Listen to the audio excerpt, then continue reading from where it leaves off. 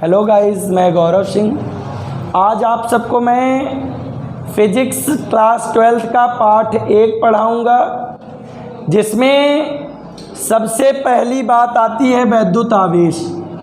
पाठ का नाम वैद्युत क्षेत्र तथा कूलाम का नियम। डियर, एक चीज़ और, सब्सक्राइब ज़रूर करेंगे सभी लोग, और सब्सक्राइब के साथ साथ बेल आइकन को ज़रूर दबाएंगे। और सबसे पहली बात, वैद्युत आवेश। वैद्युत आवेश है क्या? जब दो पदार्थों को आपस में रगड़ा जाता है तो उसमें हल्की वस्तुओं को अपनी ओर आकर्षित करने का गुण उत्पन्न हो जाता है।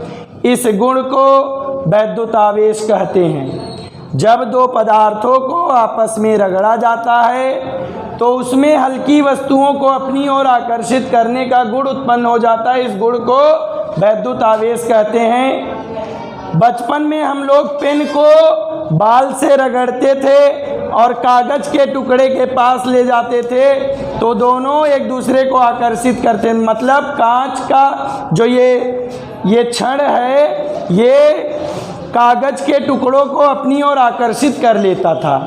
ये क्यों होता था? घर्षण के कारण। घर्षण मतलब रगड़ना, रगड़ेंगे तभी ऐसा होगा। और यही वैद्युत आवेश है बेटा।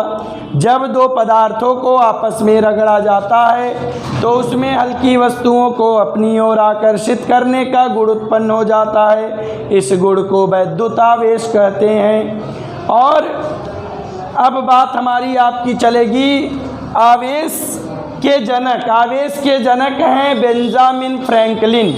बेंजामिन फ्रैंकलिन जो कि अमेरिकी वैज्ञानिक हैं, उन्होंने कांच की एक छड़ ली, उसको रेशम से रगड़ा और रगड़कर धागे से बांधकर एक जगह पर लटका दिया। दूसरा कांच का छड़ लिया, उसको भी रेशम से रगड़ा और पहले वाले कांच की छड़ के पास जब ले गए तो दोनों एक दूसरे को प्रतिकर्षित करते हैं। ऐसा उन्हें प्रयोग में प्राप्त हुआ।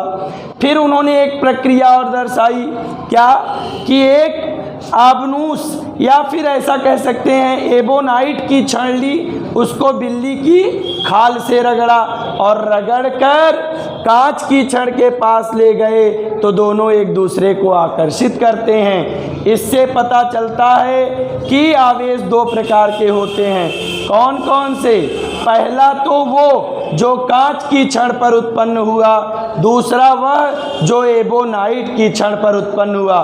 तो बेंजामिन फ्रैंकलिन ने बताया कांच की छड़ पर उपस्थित आवेश धनावेश तथा बिल्ली की खाल पर उपस्थित आवेश धनावेश तथा एबोनाइट की छड़ पर उत्पन्न आवेश ऋणावेश है बेटा। इसके बाद हमारी आपकी बात चलती है आवेश का मात्रक। मात्रक इसका क्या है? कूलाम है। क्या है? कूलाम। इसकी बीमा होती है वीमा, एटी। क्या होती है? एटी इसकी बीमा होती है। तो वैद्युत आवेश किसे कहते हैं? जब दो पदार्थों को आपस में रगड़ा जाता है तो उसमें हल्की वस्तुओं को अपनी ओर आकर्षित करने का गुण उत्पन्न हो जाता है। इस गुण को वैद्युत आवेश कहते हैं। फिर हमारी आपकी बात चलेगी और एक चीज़, प्रयोग के दरमियान, मतलब जब दो कांच की छड़ों को पास में लाया गया, दोनों एक दूसरे को प्रतिकर्षित किए, मतलब समान आवेश एक दूसरे को प्रतिकर्षित करते हैं और विपरीत आवेश एक दूसरे को आकर्षित करते हैं। अगर प्लस प्लस रहेगा बेटा तो एक दूसरे को प्रतिकर्षित करेंगे, माइनस माइनस रहेगा तब भी प्रतिकर्षित, लेकिन एक प्लस और एक माइनस रहेगा तो आकर्षण हो जाएगा। तो वैद्युत बल 2 प्रकार के। कौन कौन से? एक तो वह जो जैसे प्लस प्लस लगा तब उनके बीच लगने वाला बल प्रतिकर्षण वैद्युत बल, और प्लस माइनस है तब आकर्षण वैद्युत बल। तो वैद्युत बल 2 प्रकार का होता है, प्रतिकर्षण वैद्युत बल, आकर्षण वैद्युत बल। अब हमारी आपकी बात चलेगी मूल आवेश की। किसकी बात चलेगी बेटा? मूल आवेश। मूल आवेश कहते किसे हैं? मूल आवेश किसे कहते हैं? आवेश की सबसे सूक्ष्मतम इकाई को मूल आवेश कहते हैं। आवेश की सबसे सूक्ष्मतम इकाई को क्या कहते हैं? मूल आवेश कहते हैं। इसका मान 1.6 × 10⁻⁻19 कूलाम होता है। आवेश की सबसे छोटी इकाई को मूल आवेश कहते हैं। इसके बाद हमारी आपकी बात चलेगी किसकी? वैद्युत आवेश संरक्षण का सिद्धांत क्या है। वैद्युत आवेश को ना तो उत्पन्न किया जा सकता है और ना ही नष्ट। वैद्युत आवेश संरक्षण का सिद्धांत ध्यान देंगे।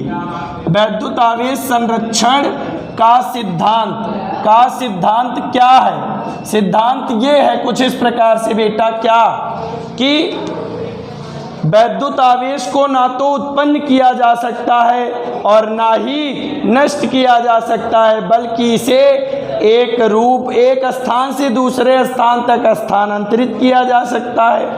वैद्युत आवेश को ना तो उत्पन्न किया जा सकता है और ना ही नष्ट किया जा सकता है, बल्कि इसे एक स्थान से दूसरे स्थान तक स्थानांतरित किया जा सकता है। आज की क्लास में बस इतना ही। और एक चीज़, इन सभी बातों को आप ध्यानपूर्वक समझ पाए होंगे। इसके बाद वाले वीडियो में हम आपको और अच्छी बातें लेकर आएंगे, इसके आगे पढ़ाएंगे। धन्यवाद। सब्सक्राइब करना ना भूलें, बेल आइकन को दबाना ना भूलें। इन बातों पर ज़रूर से ज़रूर ध्यान रखें।